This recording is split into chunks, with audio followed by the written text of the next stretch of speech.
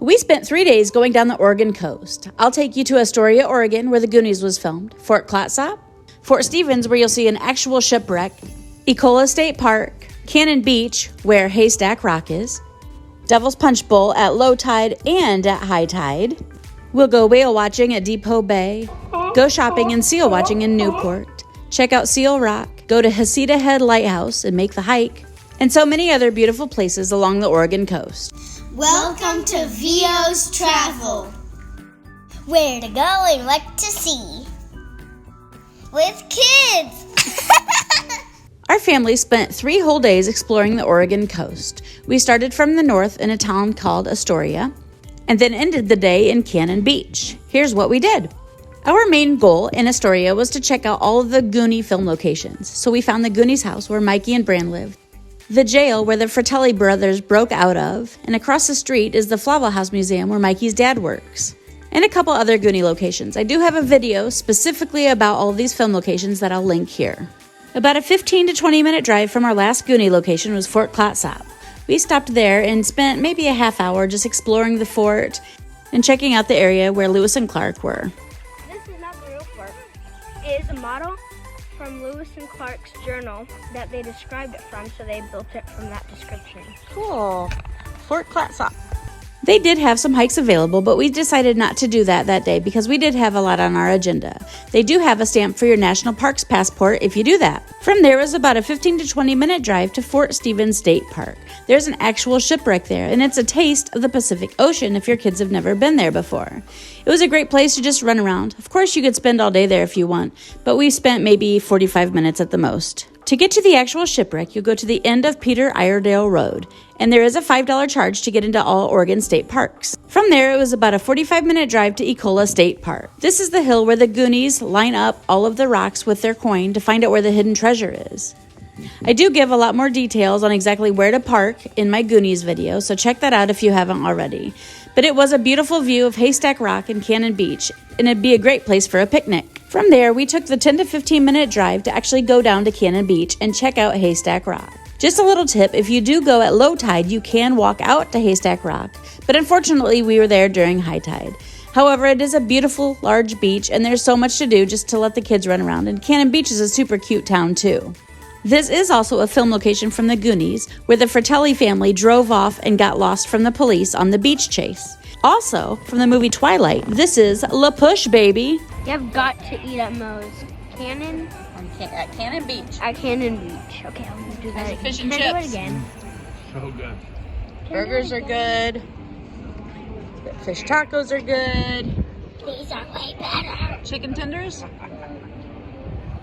The next day, we took our time and explored 25 miles of the coast from Depoe Bay down to Seal Rock. First thing in the morning, we drove right past Depoe Bay and headed to Devil's Punchbowl because we wanted to get there at low tide so we could go explore down underneath. If you want to go down and explore inside Devil's Punchbowl, it's extremely important that you only go right at low tide. If you get caught with the tide coming in, you will be stranded and need to be rescued, and that will not be fun. To view Devil's Punchbowl from up above looking down into it, you'll need to go to 999 First Street. And this is the view. That's a person down there in a teal coat. But to go down inside Devil's Punchbowl, you'll find a parking lot along C Avenue between 2nd and 3rd Street. At the end of that parking lot, there's a path that will take you down to the shore. But be careful because at the end of that sidewalk, it has been washed away, and there was about a 5-foot drop that you kind of need to crawl down and navigate through, and there's a picture of it right there.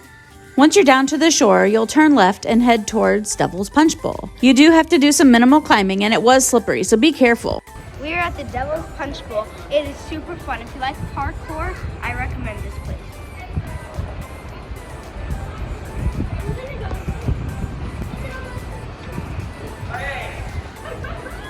Just for reference, low tide this day was at 10:23 a.m. and we were down there at about 11:30, about an hour after low tide, and this is what we got.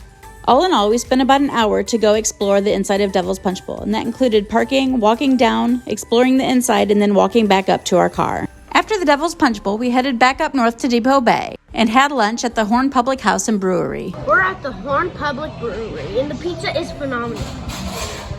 And according to him, Pepperoni and meat lovers. And this is the smallest bay in the United States. Directly across the street from the Horn Public House was the Whale Watching Center. We didn't have to move our car or anything. It's a great place to just stand and watch for whales. Make sure to bring your binoculars. We're at the Whale Watching Center in Depoe Bay. Yes. This is a super cute town, too. Little gift shops, whale watching tours, the good restaurant. Next on our agenda was to drive to Newport. It was about a 15 to 20 minute drive south from where we were. We stopped at Nye Beach and let the kids run around and swim for a bit. It was still a little chilly, but they were excited to be in the ocean. And there was a beautiful lighthouse view as well. Next, we did some shopping in Newport. You'll want to go to the historic Bayfront District and go down to Southwest Bay Boulevard. That's where you'll find all the shops. There were some really crazy, interesting, and fun gift shops, some great restaurants, a candy shop, which was the kids' all-time favorite. The kids' dreamland. Candies, chocolates, fudge, And candy. anything you could ever say, they have it. One thing I did forget to mention about Depoe Bay, that's a great town if you want to go whale watching. And then Newport, back here in Newport, is a great place to go deep sea fishing. On the bayside, we found this lady filleting fish after a large tour had just come in from deep sea fishing. It was really cool to just stand there and watch her do her work. We also heard these guys, so we had to walk a good block or so down until we found them. They were so cute. Tell me about Newport. Gross. Why? It smells Smells like fish. Really? But it was really fun. And we got ice cream. Fun but stinky? I got an extra waffle cone because she broke mine, so she gave me another one. Cool. I had 2 scoops, so I put 1 in each. After Newport, we headed back up to Devil's Punchbowl. By this time, it was at high tide, and we wanted to see what it looked like when it was filled with water and the water was slushing all around. It was a really cool contrast to when we saw it at low tide, and it was definitely well worth our time to go back during this time of day. While we were up there, we did do a little whale watching and brought out our binoculars again. Unfortunately, we didn't see any whales, but we did notice to the south of this area there was a whole bunch of surfers surfing. Watching people surf was a first for my kids, so we just stayed up there for a little bit and watched them. For dinner that night, we hit up Nana's Irish Pub, and I highly recommend it, especially sitting outside if the weather's nice. We stayed the night in Seal Rock, Oregon that night, so we headed to the beach for sunset. And guess what we saw? Seals on a rock.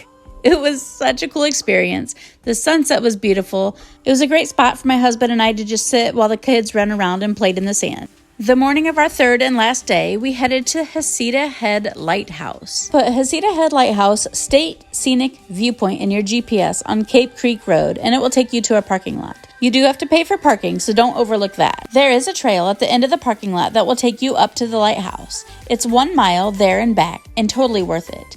There is a little bit of elevation, but it's not too bad at all. We're at Heceda Head Lighthouse. How was the walk up here? About a mile. Half of a mile, actually. We were just there. Yeah. There was a gift shop about a third of the way up to the lighthouse. They did have water if you forgot to bring your own. But what a beautiful place this was. This was a really light day. Besides the lighthouse, we headed to Florence, Oregon, where we did a little shopping. You'll want to go to the historic Old Town area, which is on Bay Street, east of the bridge. There's all kinds of shops, candy shops, ice cream shops, coffee shops, restaurants, lots of street art, sculptures, bookstores, all kinds of stuff. It was a really cute town to shop around in. Thank you so much for coming along with us down the coast of Oregon. It was so beautiful, and as you drive down 101, there's just beautiful scenery after beautiful scenery. It just really takes your breath away. And as always, I hope that you remember to choose joy and take all of the pictures.